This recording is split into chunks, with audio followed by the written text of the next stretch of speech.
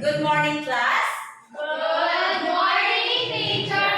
Okay, please be seated. Thank you, teacher. And now, we will have an activity.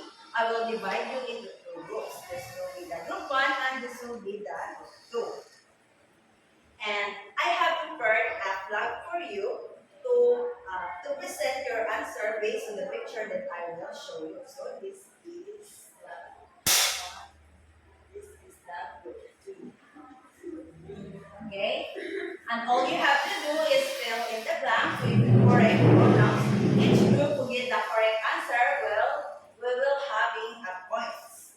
Okay? So I will count only 3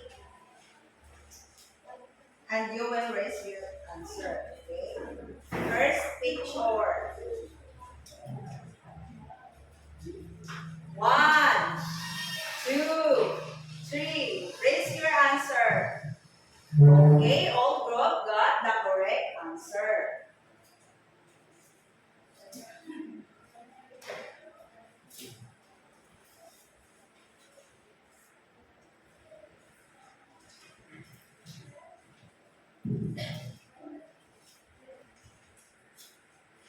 So, picture number 2. 1, 2, 3. Raise your answer. Okay, all group got the correct answer.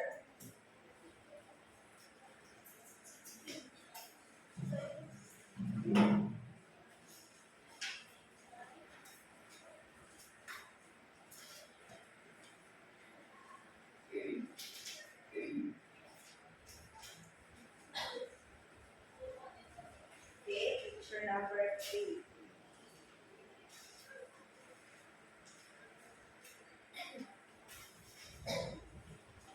Okay. Raise your answer. He. Okay, correct.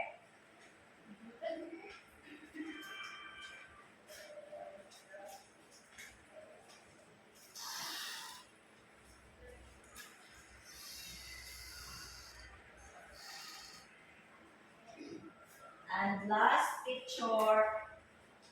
Raise your answer. Okay, all group got the correct answer.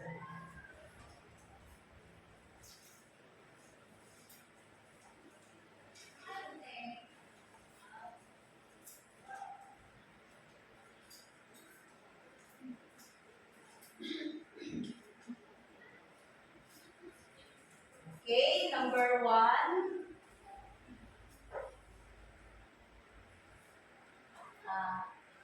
Blank are doctors. So what are your answer? They. Okay, it's they. And the 2 blank is an actress. She.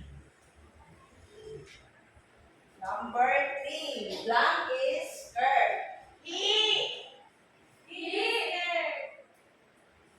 And the last picture, blank is a dog. It. Okay, very good. Now, group 1 got the 4 points. And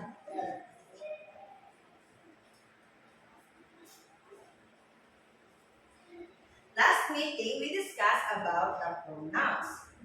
And now, let's have again first. It is called the box of name. I will pick a name in the box, and if your name has been picked, you will choose a pronoun from the box to replace the underline.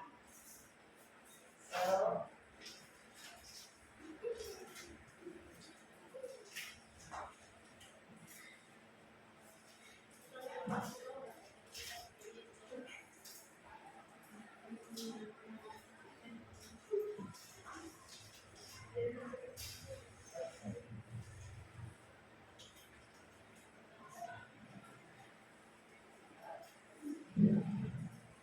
okay.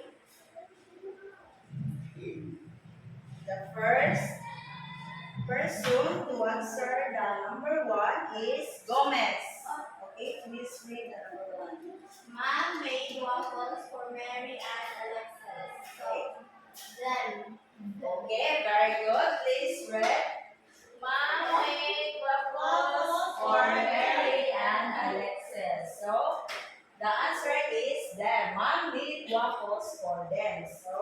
number 2.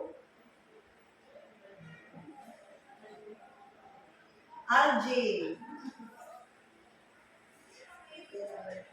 Isabella wore a pink tutu while she practiced ballet. So, She teacher. okay, very good. So, Isabella wore a pink tutu while she practiced ballet. So, she is the answer.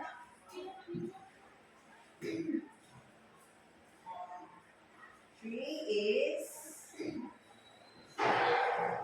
Rika. Dad promised Mike and I that he'd be home early. As teacher. Okay, very good. Dad promised Mike and I that he'd be home early. So, the answer is us. Dad promised us that he'd be home early. And the 4 is Talie.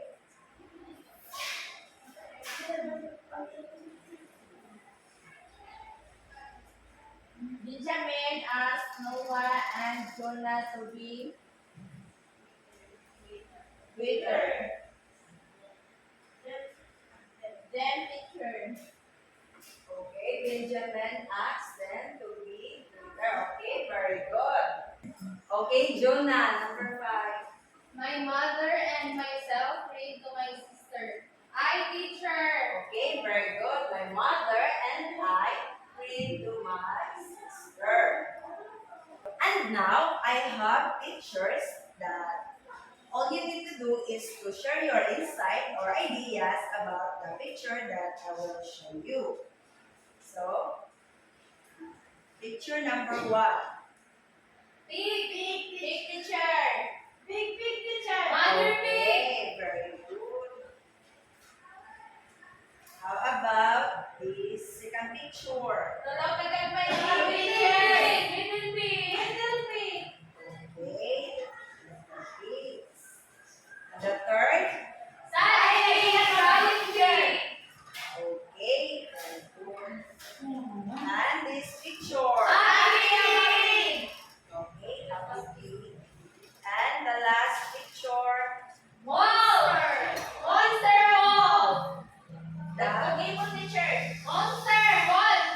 so this is the hungry wolf. So those picture that show is small, big, happy, and sad are examples of the adjectives. So our topic for today is all about the adjective.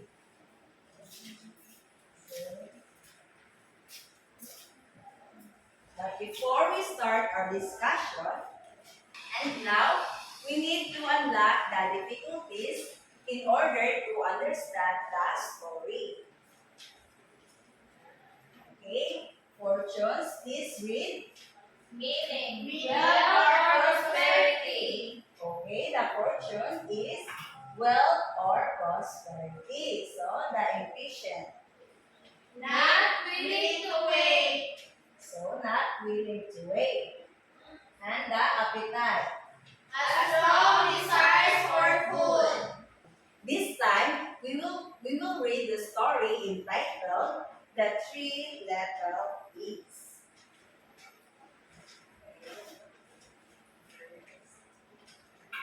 Okay, please read. Once upon a time, there was an old mother pig. As she didn't have enough food to feed them, she sent them out into the world to seek their fortunes.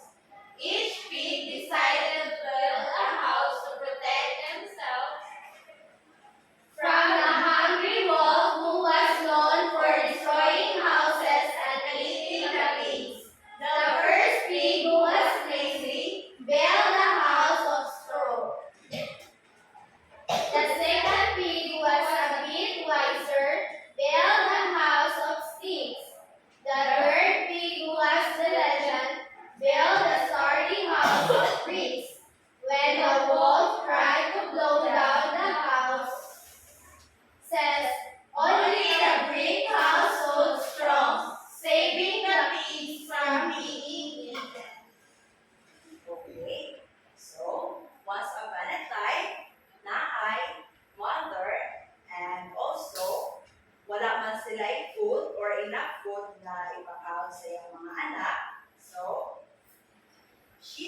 them out into the world to seek their fortunes. Ang tulo ka pig is nag-build of houses. So, mauni ka tulo ka pig. So,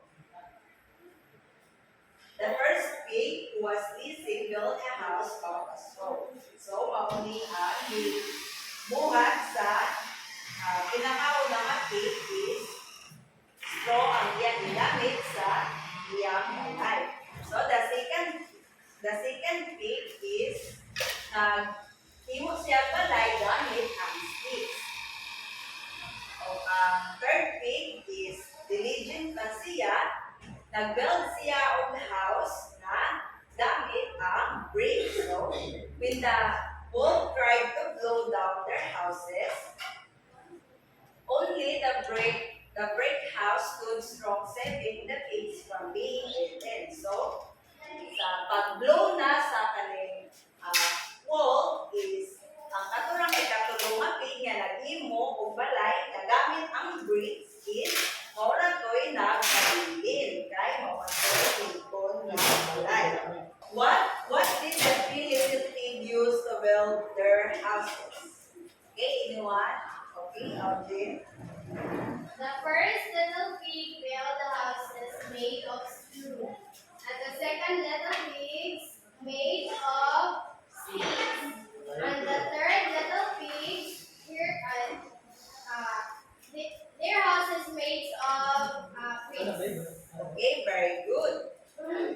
So the second question. Who tried to blow down the houses of the three little pigs? Okay, Jonah. The hungry wolf. Okay, very good. So, which little pig outsmarted the wolf in the story? Okay, Albert. The third little pig's teacher. Okay, very good. So, what value did the little pig show in the story? Anyone? Okay, Rika. What value? Hard work, teacher. Okay. And how did hard work benefit to the third little pig? Okay, Jonah. Ano teacher? Ganang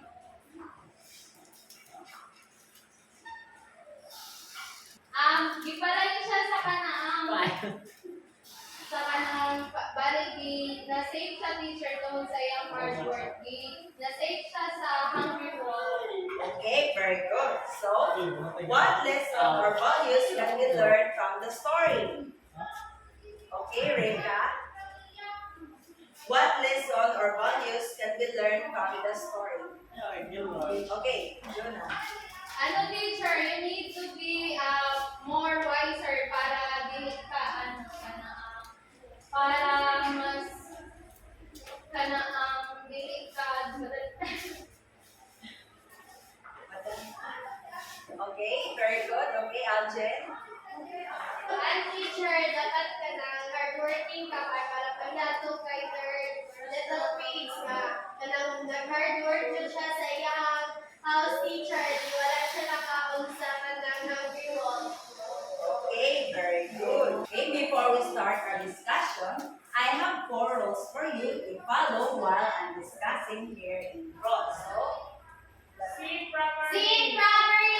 Listen carefully. Raise your hand if you want to answer. Do not talk to your seatmate. can I expect that from all of you, class? Yes, teacher. Okay. So, adjective, please, everybody. Please. A word that modifies or describes a noun or pronoun.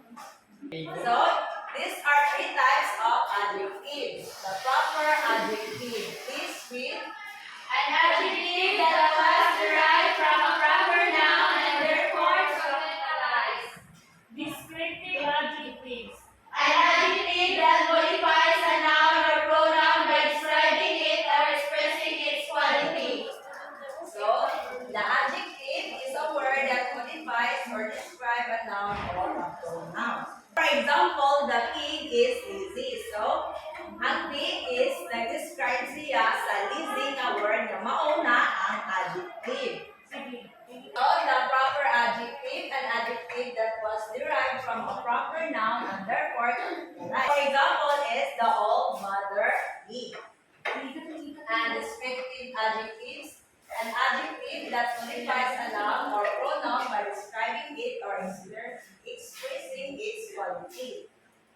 So for example, Rolly is a handsome boy and I have beautiful mother. So this is the this is the last type of the adjective is adjective of number. So please read. Also called numerous adjective, shows how many person or things are meant. So the adjectives of number, it show how many person or things are meant. So for example, one, second, triple, or double. So there are three types of adjective of number. Definite numerals. Okay, please read. Shows an exact numbers. Okay. For example, types of definite numerals is cardinals. Okay, please read. 1, 2, 3, and 4. Okay, example, I have one orange. So give me some examples of cardinals. Okay, stand up. I have 1 pen. Okay, very good. Another. Okay, Windsor. I have 10 fingers. Okay, very good. So ordinal, please read. First, second, third, fourth. So example, the fifth place was eliminated from the race. Okay. So another example of the ordinal. Okay, Alvin. I won the first place of the race. Okay, very good. And the last is multiplicative. So please read. Single, double, triple. Okay, example. I won double ticket. So another example of the multiplicative. Okay, Jonah, give me some example of multiplicative. I won the single ticket. Okay, another example. Okay, Algie.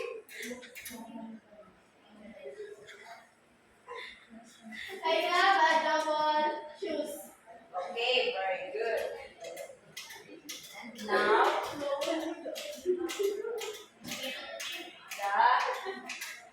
second type of the adjective of number is indefinite numerals. Numerals. Okay, please read. Do not show an exact number. All, some, enough, none, many, few, several, etc. Example, some people show at the protest.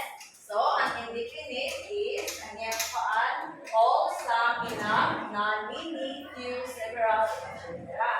So, give me another example of the indefinite numerals. Okay, Jonah, give me one example of indefinite. Some of my classmates are lazy.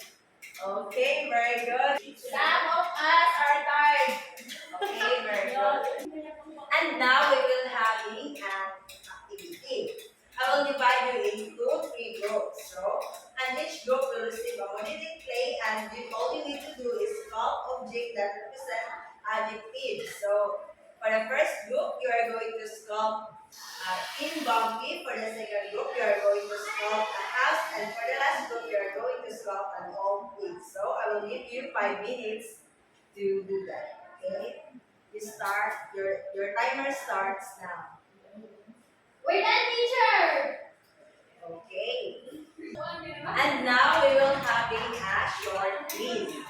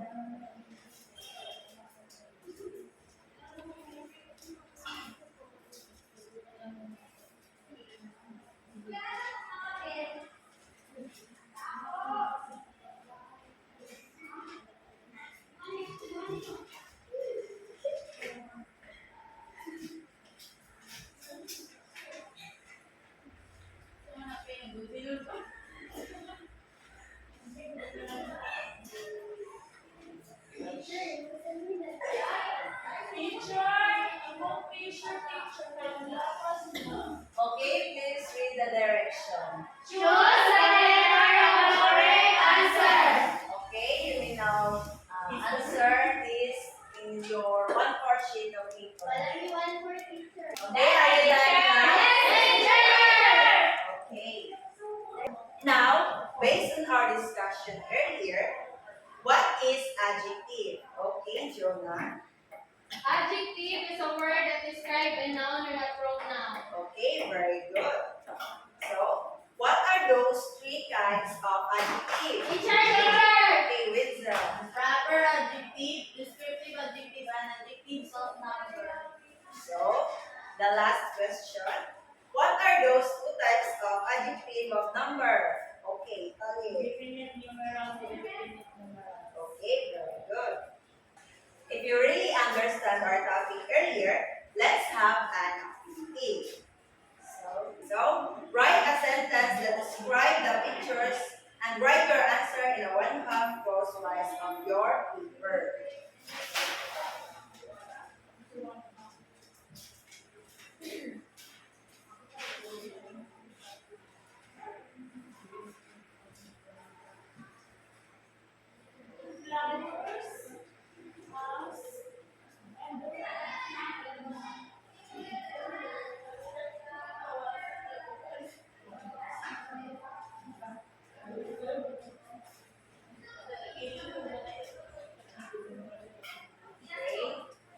Who starts now? Brilliant teacher. Okay, very good.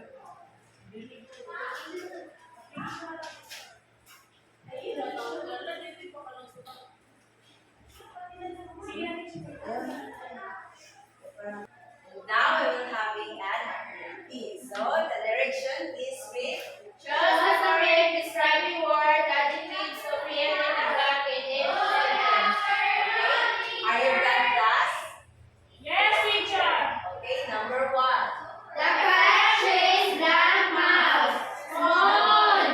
Okay, very good. Number 2. She wore a brown dress to the party. Okay, very good. The 3. It was tasty. Okay, very interesting. Number 4. Okay, very good.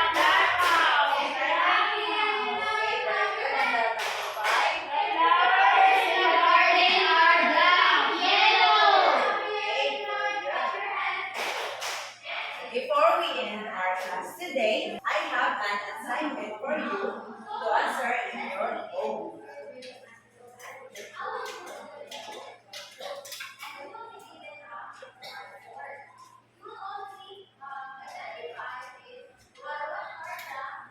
Okay, direction please read. Go on a walk around your home or neighborhood. Find 5 objects and describe it. Then write a sentence using one of the adjectives to describe it. Is it clear, class? Yes, teacher. Okay. Goodbye, class. Go